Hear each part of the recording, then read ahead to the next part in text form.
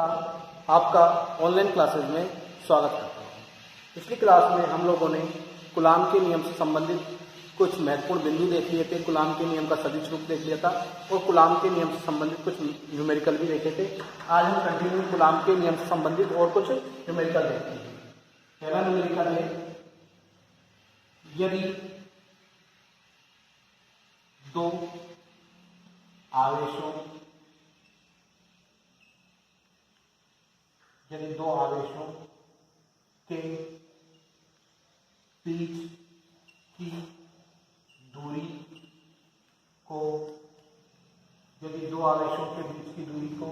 के बीच की दूरी को आधा करके उनके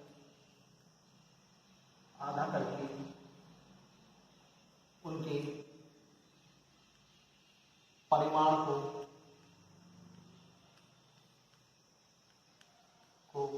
दुगना कर दिया जाए,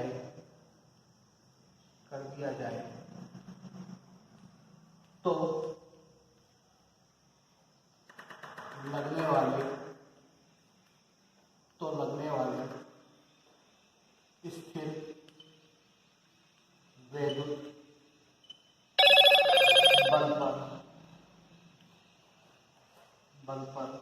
बल पर क्या प्रभाव पड़ेगा?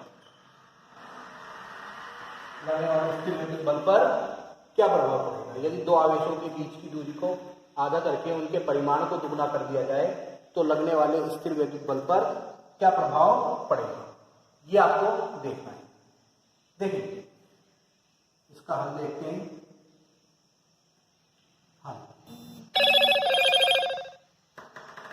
F बराबर होता है K Q1 Q2 upon R square. ये दो आवेश हैं, एक आवेश है Q1, एक आवेश है Q2, इनके बीच की दूरी है R। तो इनके मध्य लगने वाला बल कितना होगा? F बराबर K Q1 Q2 upon R square. अब मैं बोल रहा हूं कि यदि दो आवेशों के बीच की दूरी को आधा करके, इनके बीच की दूरी को आधा कर दिया मैंने R/2, दो आवेशों के बीच की दूरी को आधा करके इनके परिमाण को दुगना कर दिया। एक का परिमाण हो गया 2Q1, दूसरे का परिमाण हो गया 2Q2। तो इन दोनों आवेशों के बीच की दूरी को आधा करके इन दोनों आवेशों के परिमाण को दुगना कर दिया जाए तो लगने वाले स्थिर वैद्युत बल पर क्या प्रभाव पड़ेगा? तो F' बराबर क्या हो जाएगा? देखिए K Q1 की जगह 2Q1, Q2 की जगह 2Q2 अपॉन दूरी कितनी हो गई? R/2 का होल स्क्वायर।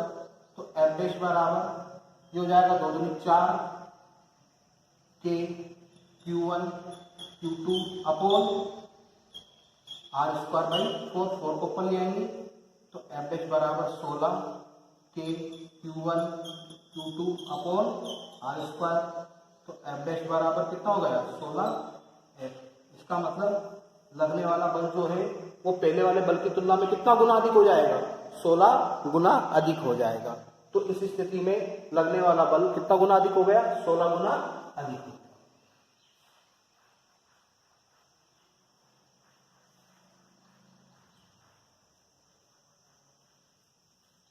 अगला टॉपिक देखें, विद्युत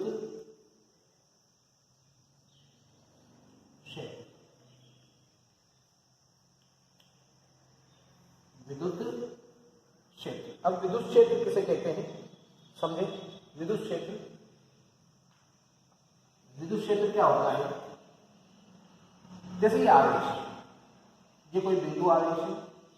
अब हमको पता है कि जैसे जब दो चुंबक होती है तो जब दो चुंबक को हम पास में लेकर आते हैं तो या तो चुंबक एक दूसरे को आकर्षित करती है या फिर एक दूसरे को प्रतिकर्षित करती है। इसी प्रकार से वैसे ही अगर कोई आवेश है तो इस आवेश के चारों ओर भी एक क्षेत्र उत्पन्न हो जाता है। इस आवेश के चारों ओर भी एक क्षेत्र उत्पन्न हो जाता है, जिसमें अगर हम किसी परीक्षण धनावेश को, ये परीक्षण धनावेश है क्योंकि परीक्षण नाम इसलिए रखा क्योंकि इस पर अपन कार्य कर रहे हैं, कोई भी परिभाषा अपन बनाएंगे तो इस आवेश को लेकर बना रहे हैं, इसलिए इसका नाम रखा है परीक्षण। और धनावेश है इसलिए परीक्षण धनावेश हो गया। जब हम इस परीक्षण धनावेश को इस बिंदु आवेश के पास लाएंगे तो इसके चारों ओर एक ऐसा क्षेत्र बन जाएगा जिसमें इस परीक्षण धनावेश को हम जब लाएंगे तो ये परीक्षण धनावेश या तो आकर्षण बल का अनुभव करेगा या फिर प्रतिकर्षण बल का अनुभव करेगा। तो बिंदु आवेश के चारों ओर का वह क्षेत्र जिसमें किसी अन्य आवेश को लाने पर वो आकर्षण या प्रतिकर्षण बल का अनुभव करता है, आकर्षण या प्रतिकर्षण बल का अनुभव करता है, तो ऐसे क्षेत्र को हम विद्युत क्षेत्र कहते हैं। विद्युत क्षेत्र जो होता है वो 4 प्रकार का होता है। विद्युत क्षेत्र जो होता है, विद्युत क्षेत्र जो होता है वो 4 प्रकार का होता है। देखें कौन कौन सा विद्युत क्षेत्र होता है। पहला विद्युत क्षेत्र है परिवर्ती विद्युत क्षेत्र।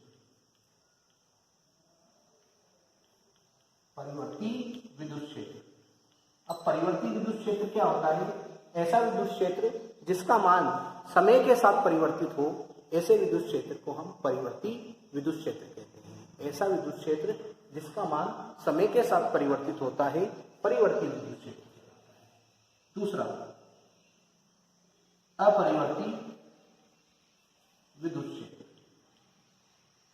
अपरिवर्ती विद्युत क्षेत्र। अपरिवर्ती विद्युत क्षेत्र क्या होता है? ऐसा विद्युत क्षेत्र जिसका मान समय के साथ परिवर्तित नहीं होता, ऐसे विद्युत क्षेत्र को हम अपरिवर्ती विद्युत क्षेत्र कहते हैं। फिर अगला आता है तीसरा आता है आपका एक समान परिवर्ती एक समान विद्युत क्षेत्र। एक समान विद्युत क्षेत्र। एक समान विद्युत क्षेत्र ऐसा विद्युत क्षेत्र जिसका मान सभी बिंदुओं पर एक समान होता है, एक समान विद्युत क्षेत्र कहलाता है। और अगला आता है असमान विद्युत क्षेत्र। ऐसा विद्युत क्षेत्र जिसका मान सभी बिंदुओं पर अलग अलग होता है, ऐसे विद्युत क्षेत्र को हम असमान विद्युत क्षेत्र कहते हैं। तो विद्युत क्षेत्र जो होता है वो 4 प्रकार का होता है। एक समान विद्युत क्षेत्र ऐसा विद्युत क्षेत्र जिसका मान सभी बिंदुओं पर एक समान होता है, एक समान विद्युत क्षेत्र कहलाता है। असमान विद्युत क्षेत्र ऐसा विद्युत क्षेत्र जिसका मान सभी बिंदुओं पर अलग अलग होता है, अलग अलग बिंदुओं पर अलग अलग होता है, ऐसे विद्युत क्षेत्र को असमान विद्युत क्षेत्र कहते हैं। परिवर्ती विद्युत क्षेत्र ऐसा विद्युत क्षेत्र जो समय के साथ परिवर्तित होता है, परिवर्ती विद्युत क्षेत्र कहलाता है। और अपरिवर्ती विद्युत क्षेत्र ऐसा विद्युत क्षेत्र जिसका मान समय के साथ परिवर्तित नहीं होता, अपरिवर्ती विद्युत क्षेत्र कहलाता है।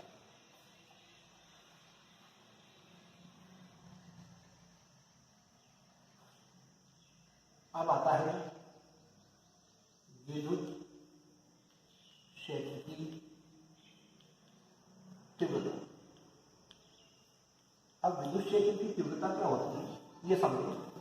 जैसे मैंने बोल दिया कि ये विद्युत क्षेत्र क्या है, ये विद्युत क्षेत्र है और ये विद्युत क्षेत्र में एक बिंदु है। क्या है? एक बिंदु है।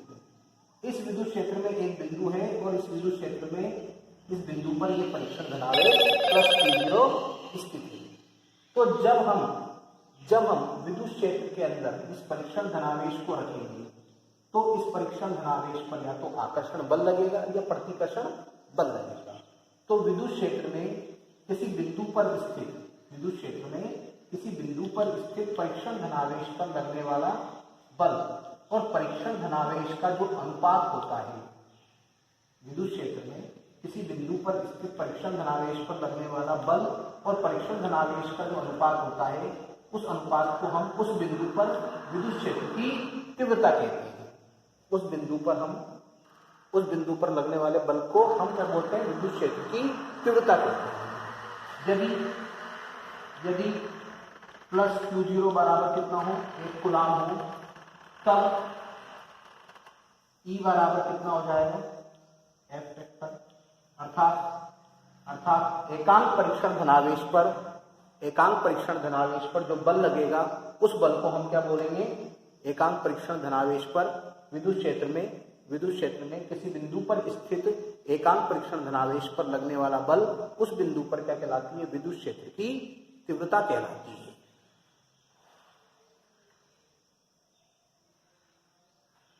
उस बिंदु पर विद्युत क्षेत्र की तीव्रता कहलाती है।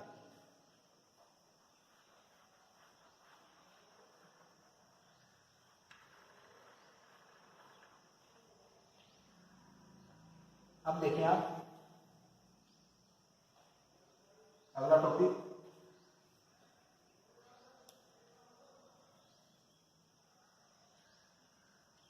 महत्वपूर्ण बिंदु।